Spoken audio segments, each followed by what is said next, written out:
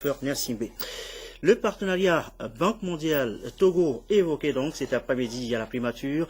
Son nouveau directeur des opérations arrivé à Lomé ce mardi à la mi-journée a été reçu par le Premier ministre Artem Aubezolo, avec qui il a donc fait le tour de la question. Les premiers propos de Ousmane Diagana. Il est au micro de Nathalie Panegui. Comme nouveau directeur donc des opérations de la Banque mondiale pour le Togo, il était normal que je vienne me présenter aux autorités togolaises et essayer d'apprendre auprès d'elles les priorités du gouvernement togolais, les aspirations du peuple togolais et échanger également avec elles sur les contours du partenariat de la Banque mondiale avec le Togo. Donc c'est autour de ces éléments-là que nous avons échangé avec son Excellence, Monsieur le Premier ministre. Nous avons pu observer que c'est un partenariat très dynamique qui évolue grâce à l'excellent travail que notre représentant résident, M. Hervé Assa, ici présent, a fait ici avec aussi mon prédécesseur, M. Madanital. Il y a 4 ans, le portefeuille de la Banque mondiale au Togo était à peine de 5 millions de dollars. Mais sous le leadership des Togolais, du gouvernement togolais, je salue aussi monsieur le gouverneur, le ministre qui est là, nous sommes passés de 5 millions de dollars à 400 millions de dollars. Et certainement, il y a encore de la marge pour faire plus. Tout cela dépendra bien entendu de la qualité des politiques publiques et de la qualité aussi de la mise en œuvre des programmes qui existent.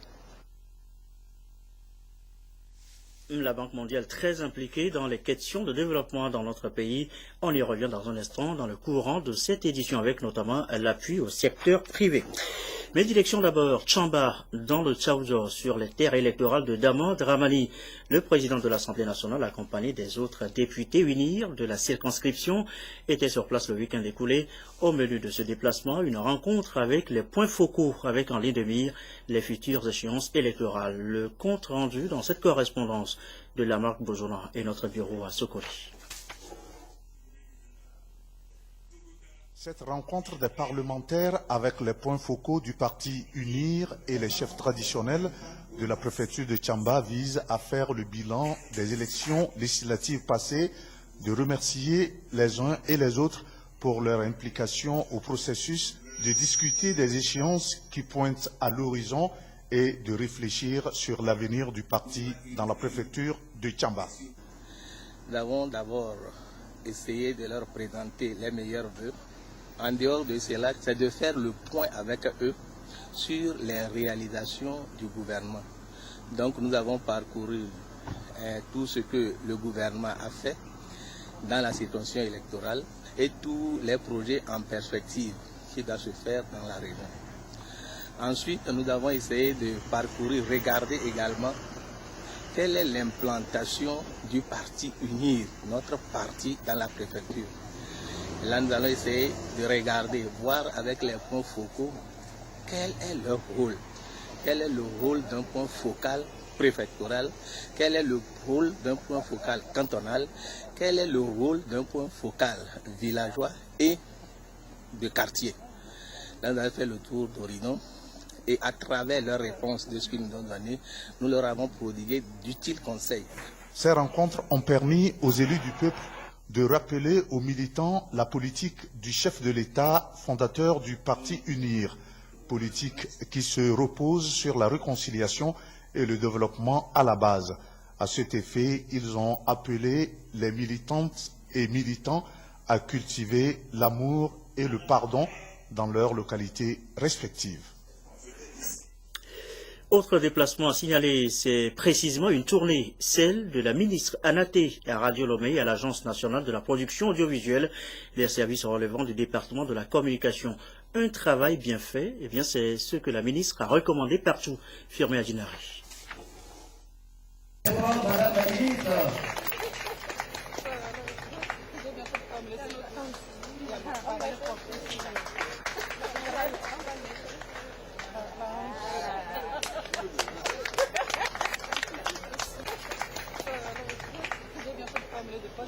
La ministre de la Communication, de la Formation civique, des Arts et de la Culture à Radio Lomé et à l'Agence nationale de production audiovisuelle. Anaté Koumialo Germaine est allée livrer le même message que dans les autres départements où elle est passée.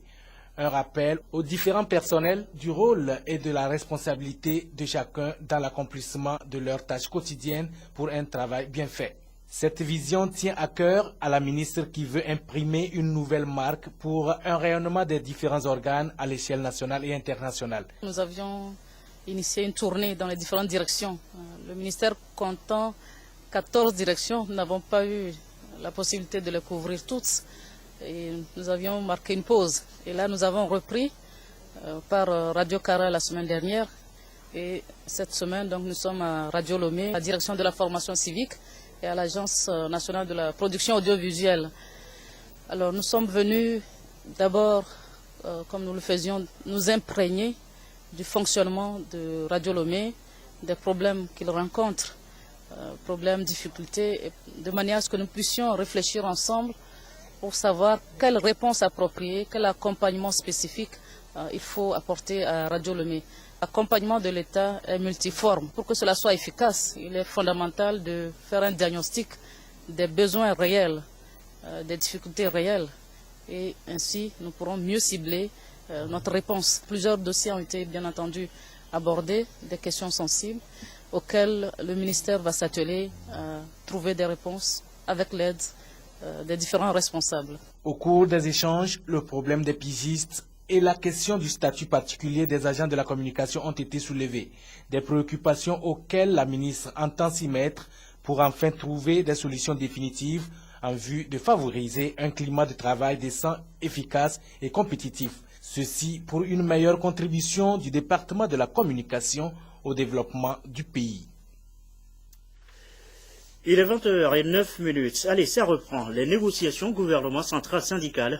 Les discussions vont durer une semaine. Sur la table, la grille salariale, le statut général des agents de l'administration publique.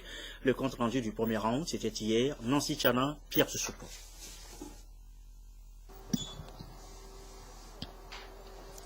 Toutes les questions essentielles sont évoquées à cette rencontre. Le statut général, la grille salariale des agents de l'administration publique et bien d'autres sujets relatifs à l'amélioration des conditions de vie des travailleurs. Déjà, à cette première séance, les dispositions sont prises pour des discussions franches et fructueuses. Dans le cadre des textes d'application du statut général de la fonction publique,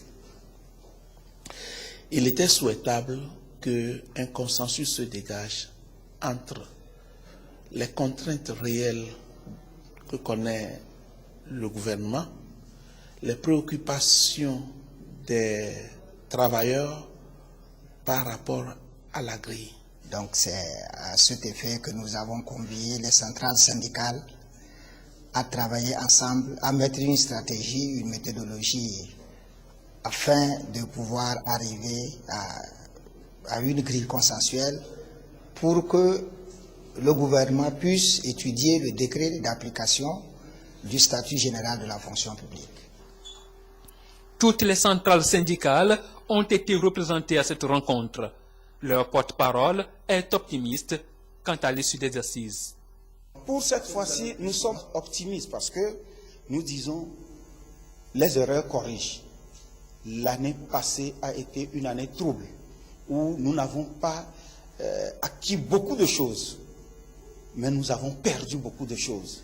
Nous avons acquis quelque chose, mais si on reste unis et on travaille mieux, le gouvernement même a compris, je crois que nous pouvons arriver à des résultats positifs.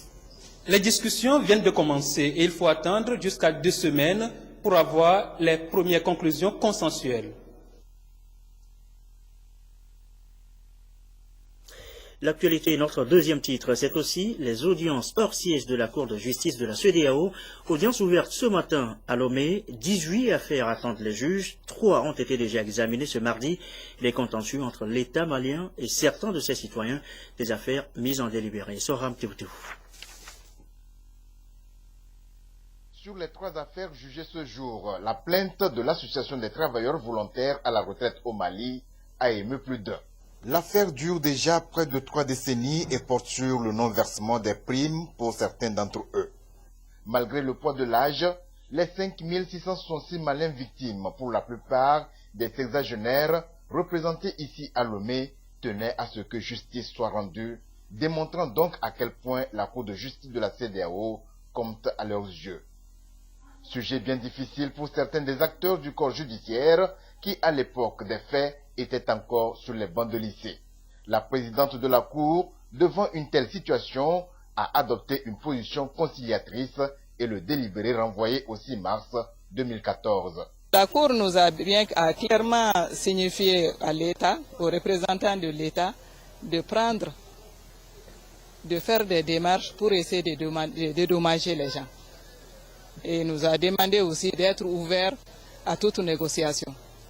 Cette audience a été très instructive à plus d'un titre. Dans la salle, on entendait se chuchoter, et ce, sans distinction de nationalité, je cite, « Je croyais que c'est pire dans mon pays, mais je constate, comme l'ont dit les sages, que partout le lait est blanc. » Dans les deux autres affaires, l'avocate de la défense a dans sa plaidoirie tenté de prouver les cas de violation des droits de l'homme dans les affaires Bouraïma et 119 autres, et Mamadou Baba Diawara, toutes les deux plaintes formulées contre l'État malien, des preuves refutées par ses représentants. Mamadou Baba Diawara était l'ancien président directeur général d'une banque de la place qu'on appelle la Banque de l'Habitat du Mali. Il a fait l'objet d'une poursuite pénale, condamné par la cour d'assises de Bamako à la peine à perpétuité avec le paiement à la banque d'une somme d'environ 7 milliards. Donc il y a eu une décision définitive qui a été rendue par la Cour suprême du Mali et faisant fi de toute cette procédure au niveau national, son conseil Maître Kouma a saisi la Cour de justice de la CEDEAO pour violation des droits de l'homme contre l'État du Mali. Notre position elle est claire parce qu'il y a eu un arrêt définitif de la Cour suprême du Mali et pour nous, la Cour de justice n'a pas pour vocation d'apprécier cette décision de justice. La deuxième affaire concerne l'État du Mali contre Brema, Sineta et autres. C'est des riverains du fleuve Niger qui ont occupé une parcelle qui appartient à l'État depuis 1929. Et la parcelle était immatriculée au nom de l'État et ils se prévalent des droits coutumiers. Et nous, nous estimons que ces droits coutumiers ont trouvé que la terre appartenait déjà à l'État parce qu'il y avait un titre foncier. Donc ils ne peuvent rien réclamer, ils ne peuvent avoir de violations de droits de l'homme. On a des arguments de droit valables. Je fais confiance à la Cour de justice. Mes impressions, elles sont bonnes, puisque cette Cour est tenue par des hommes et des femmes compétentes qui ont le souci de régler les imperfections faites par nos États. Donc, les dossiers pour lesquels je suis là, c'est des violations des droits de l'homme. La cause est entendue. La Cour a proposé le délibéré des deux dossiers pour le 27 février prochain. L'audience se poursuit demain avec les deux plaintes restantes contre l'État malien. Et ces audiences de la Cour de justice de la CEDEAO coïncident à Lomé avec la semaine des détenus. C'est la 4e édition. Elle a été lancée ce mardi avec cette invitation, mieux cet appel. Mobilisons-nous pour un véritable changement des prisons du Togo. Medina Bacha. Pour ces détenus de la prison civile de Lomé, la semaine qui leur est dédiée leur permet un tant soit peu d'oublier le stress du milieu carcéral. Et c'est à juste titre qu'ils ont manifesté leur joie de retrouver pour une semaine une vie normale à travers cette manifestation culturelle. C'est là l'un des objectifs que s'est assigné la direction de l'administration pénitentiaire et de réinsertion en initiant cette activité culturelle. Dans toutes les prisons du monde, il y a toujours des problèmes. Et nous, au Togo, nous ne sommes pas du reste. Nous proposons des voies et moyens pour que nous puissions changer le quotidien des pensionnaires des prisons du Togo. La semaine du détenu est à sa 4e édition et l'accent est mis sur la nécessité de se mobiliser pour un véritable changement des prisons du Togo. Une préoccupation partagée par les détenus eux-mêmes. Nous osons déjà croire que nos récurrentes doléances dans les aménagements de peine, en l'occurrence la mise en liberté conditionnelle sans distinction de délits et de crimes seront effectives. Même incarcérés, les détenus ont prouvé que la prison est aussi un milieu qui leur permet d'apprendre à se réinsérer dans la société. Le ministre de la Justice a réaffirmé la volonté et l'engagement du gouvernement de faire des prisons du Togo un véritable centre d'éducation et de formation. Nous allons étudier toutes ces doléances et, comme je l'ai dit, ce qui est faisable immédiatement, nous le ferons. Mais il y a des choses qui ne peuvent pas être faites dans l'immédiat parce que nous avons l'obligation de respecter certaines procédures qui sont prescrites par la loi. La semaine du détenu, ouverte ce 11 février au 14 février, sera meublée de conférences débats sur les droits et devoirs du détenu et d'activités culturelles. Mobilisons-nous pour un véritable changement en Centrafrique semble bien être également l'appel lancé de partout en faveur de ce pays, la Centrafrique donc. La situation d'anarchie sur place interpelle, l'obstacle à la paix en Centrafrique est clairement identifié, les miliciens anti-Balaka dénoncés comme les ennemis de la paix. Regardez. Milices d'autodéfense, les anti-Balaka se sont créés dans les campagnes pour protéger les villages et les populations harcelées par les rebelles de l'ex-Séléka. Elles sont composées de paysans faiblement armés. Début décembre, encadrés par d'anciens militaires, ces miliciens ont fait irruption dans la capitale et s'en sont pris aux rebelles et aux populations musulmanes. 2 mois plus tard, avec leur gris-gris et leur accoutrement, ils font régner la terreur dans les quartiers de Bangui. Aujourd'hui, ce sont eux les fauteurs de troubles, ce sont eux qui causent le plus de pertes dans les populations, ce sont eux qui stigmatisent les communautés et qui font qu'aujourd'hui, ils sont clairement devenus les ennemis de la paix dans ce pays. D'autodéfense, ces milices, sans véritable chef ni organisation, sombrent dans la chasse aux musulmans. Le but, faire payer à cette communauté les souffrances infligées par les rebelles Séléka, venus du nord du pays, du Tchad ou du Soudan voisin, et majoritairement musulmans. Les anti-Balaka, eux, se revendiquent chrétiens. Anti-Balaka n'est pas une milice chrétienne. Je l'ai dit et je le répète haut et fort pour les médias. Il ne s'agit pas d'une milice chrétienne. Je n'ai pas envoyé un prêtre pour diriger un groupe qui va s'attaquer à des gens. Depuis le début du conflit, les chefs religieux parlent d'une même voix. Il s'agit pour eux d'écarter toute idée de vengeance, d'éloigner les réflexes communautaires, d'éviter une guerre de religion. Nous n'avons aucun droit, vraiment peut-être, à mettre la religion au centre d'une crise, au centre d'une souffrance, de la souffrance d'une population. Donc ce moment vraiment nous interpelle tous aujourd'hui. Malgré ces messages d'apaisement, les musulmans fuient par milliers la Centrafrique. Sous protection, des convois prennent le chemin de l'exil, direction l'inconnu. Et cette visite de François Hollande aux États-Unis, climat chaleureux, entente affichée avec Barack Obama qui a salué le courage et la détermination de son homologue français sur les questions internationales. Le président français poursuit donc sa visite aux États-Unis, visite d'État. Sur la pelouse de la Maison-Blanche, le président américain honore son invité en s'exprimant quelques secondes en français. Bienvenue, mes amis. François Hollande se livre à son tour à l'exercice linguistique. It's cold in Washington. You're right, but it's a beautiful day, great day for America and France. Hymne national français et salut au balcon de la Maison-Blanche, un assaut d'amabilité protocolaire, comme si l'Amérique avait quelque chose à se faire pardonner, peut-être la reculade du président Obama sur l'intervention en Syrie. Déjà hier, François Hollande eut le rare privilège de voyager à bord d'Air Force One, l'avion du président. Bonjour et bienvenue. Et même Madame Obama est mise à contribution. Dans un message enregistré, elle célèbre l'amitié entre Français et Américains. Au revoir. Aujourd'hui, dans le bureau ovale, Barack Obama salue ce qu'il appelle le courage de François Hollande en matière de politique étrangère. D'ailleurs, quand on lui demande qui est désormais son plus proche allié entre la France et la Grande-Bretagne, il répond par une plaisanterie. J'ai 2 filles. Elles sont toutes les 2 très belles, magnifiques. Je ne pourrai jamais choisir entre les deux. C'est ce que je ressens à propos de mes formidables partenaires européens. Ils sont tous incroyables, mais chacun à leur manière. Et comme par miracle, il n'y a plus de dossiers qui fâchent, plus de problèmes avec les écoutes auxquelles se livrent les Américains sur leurs alliés. Il y a une confiance mutuelle qui a été restaurée et qui doit être fondée à la fois sur le respect de chacun de nos pays et également sur la protection de la vie privée. Prochaine étape ce soir avec le grand dîner d'État à la Maison-Blanche. Retour ce nouveau en vient maintenant au secteur privé. Je vous l'annonçais tout à l'heure dans le courant de cette édition avec le partenariat Banque mondiale Togo.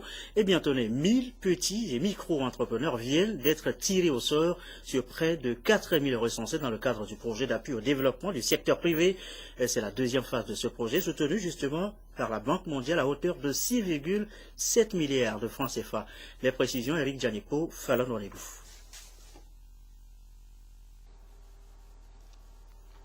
Plus de 3000 micro-entrepreneurs opèrent dans l'informel au Togo et contribuent à 20% au PIB. Seulement, ce secteur échappe aux mailles financières et fiscales de l'État, engendrant 250 milliards de francs CFA de pertes annuellement. Dans le souci de recadrer les opérateurs du dit secteur, le gouvernement togolais lance, avec l'appui financier de la Banque mondiale, la deuxième phase du projet d'appui au développement du secteur privé PADSP. 1000 micro-entrepreneurs ont été ainsi tirés au sort pour bénéficier prochainement d'une formation managériale et entrepreneuriale selon des critères de transparence et d'équité genre. Notre mission a consisté à apporter une assistance au comité d'évaluation des dossiers de candidature en vue du tirage au sort des 1000 petites entreprises du secteur informel, dans le souci de garantir un processus crédible, objectif et équitable. Donc il y a eu une réunion de cadrage préalable qui a été faite avec le comité, avec l'unité de gestion du projet et la Banque mondiale, en vue de prendre connaissance du protocole retenu par les deux parties et nous enquérir aussi de la logistique mise en place en vue du tirage. Nous avons utilisé une méthodologie qui a été utilisée, testée dans de nombreux pays à travers tout le monde entier et également dans la sous-région. Le secteur informel au Togo, de par sa diversité, représente un atout considérable pour la mobilisation des ressources internes et regorge également une bonne portion de la main-d'œuvre non formée. C'est ce qui justifie l'intérêt de son éclosion pour le gouvernement. À l'issue de la formation, on espère et on attend qu'ils gèrent mieux leur affaire et puissent se prendre mieux en charge. Parce que nous nous sommes rendus compte que beaucoup de micro-entreprises confondent plus ou moins le chiffre d'affaires au bénéfice. Il faut pouvoir leur montrer que le chiffre d'affaires n'est pas un bénéfice. Comment gérer le capital humain dans leur société, dans leur entreprise. La mise en œuvre de ce plan de canalisation et de suivi des opérateurs du secteur informel participe du succès de la politique économique togolaise de l'émergence 2025. L'actualité nationale encore avec cette journée mondiale de solidarité avec les malades. Une journée d'affection pour tous ceux qui souffrent d'une quelconque maladie et sur leur lit d'hôpital ou à la maison. Une de nos équipes était précisément au centre Jean-Paul II Ophtalmologie, du nom de celui-là même qui institue cette journée. Allons à la découverte de ce centre qui fait dans le social de ses signé Charlotte Moussoui. Nous sommes ici au centre Jean-Paul II Ophtalmologie. Dans la salle d'attente, des patients, certains en pleine consultation et d'autres encore subissent une intervention chirurgicale. Sur place, diverses pathologies oculaires sont traitées. Les conjonctivites, les problèmes de lunettes, les traumatismes oculaires, le glaucome. Et c'est lors des consultations également que nous diagnostiquons les cataractes que nous opérons ici. Au bloc, nous opérons non seulement les cataractes qui font pratiquement 80% de nos activités, mais nous avons les glaucomes aussi. Les glaucomes, les ptérygions, les chalazions, les éviscérations, les réparations des plaies de cornée, les plaies de l'œil qui sont liées à des traumatismes.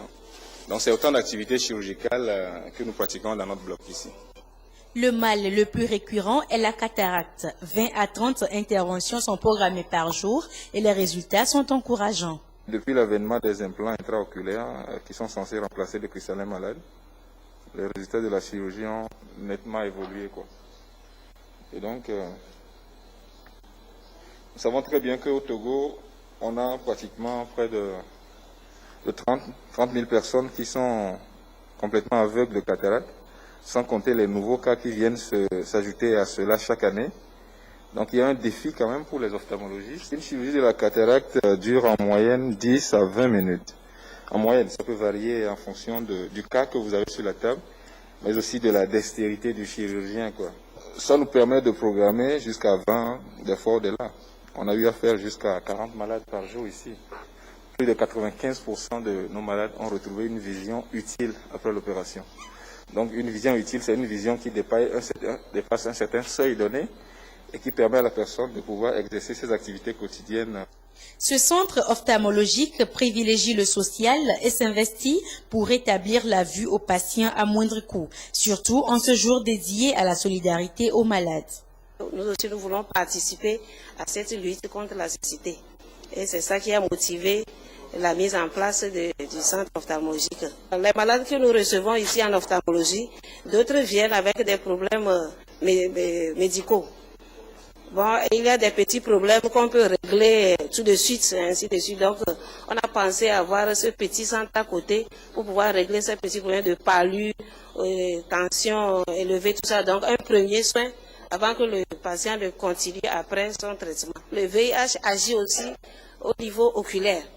Donc, ça facilite la tâche pour que ces malades que nous recevons aussi bénéficient en même temps de la prise en charge. On a essayé de diminuer un peu le coût de la consultation, le coût pour les opérations, aussi pour les analyses.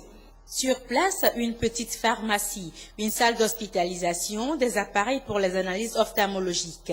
Jusqu'à ce jour, le centre Jean-Paul II Ophtalmologie vole de ses propres ailes avec une subvention de l'État de 2 techniciens supérieurs en ophtalmologie.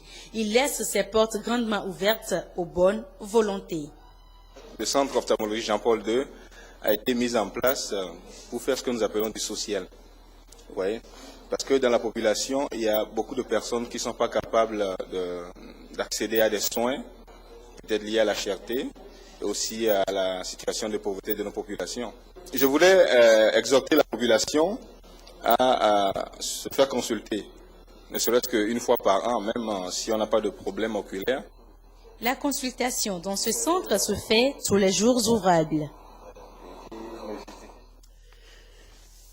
Un mot de football avant de clore cette édition avec l'aventure le week-end dernier de Ange de Ngotchin au Nigeria face à Enimba local. Les Togolais ont ouvert le score mais finissent par être dominés 1 but contre 3. Un match comptant pour la Ligue africaine des champions. Quelques communiqués avant de refermer donc cette édition. Communiqué du ministre de la Sécurité et de la Protection civile. Hermès Communication organise des festivités récréatives pendant la période allant du 13 au 27 février 2014 pour assurer la promotion de la fusion Orabank Banque togolaise de développement. Des feux d'artifice seront lancés à cette occasion entre 20h et 21h au lieu et date ci-après. Lomé, jeudi 13 février 2014 à l'hôtel Sarakawa. Dapan, jeudi 20 février 2014 à l'hôtel Dapan. Kara, samedi 22 février 2014 à l'hôtel Kara. Atakpame, jeudi 27 février 2014 à l'hôtel Le Roc. Palimé, samedi 1er mars à l'hôtel Cristal. Le ministre de la Sécurité et de la Protection civile exhorte par conséquent les populations des villes concernées, notamment celles des quartiers environnants, à ne pas céder à la panique pendant la période de lancement de ces feux. Le président de la délégation spéciale de la commune de Lomé communique dans le cadre des travaux de réhabilitation de renforcement de la route nationale 34 Lomé-Vaughan-Foin. Le président de la délégation spéciale de la commune de Lomé invite tous les opérateurs économiques ayant déployé des dispositifs publicitaires et autres supports dans la servitude de cette voie à procéder impérativement à leur déplacement dès audition de ce communiqué. Il vous remercie très vivement pour votre prompte réaction. Fin de cette édition, sachez que le partenariat Banque mondiale Togo se porte bien. L'institution financière vient d'accorder une enveloppe de 6,7 milliards de francs CFA au Togo au profit du secteur privé, opération qui s'inscrit dans la deuxième phase du projet d'appui au développement du secteur privé. 1000 petits et micro-entrepreneurs ont été d'ailleurs tirés au sort cet après-midi à Lomé. La météo juste après, Cléo Sabine Poko sera là pour les prévisions du soir. Merci à vous qui nous suivez à N'Djamena et partout ailleurs au Tchad, ce soir sur la télévision togolaise et comme d'habitude, toujours fidèlement. Excellente fin de soirée chez vous.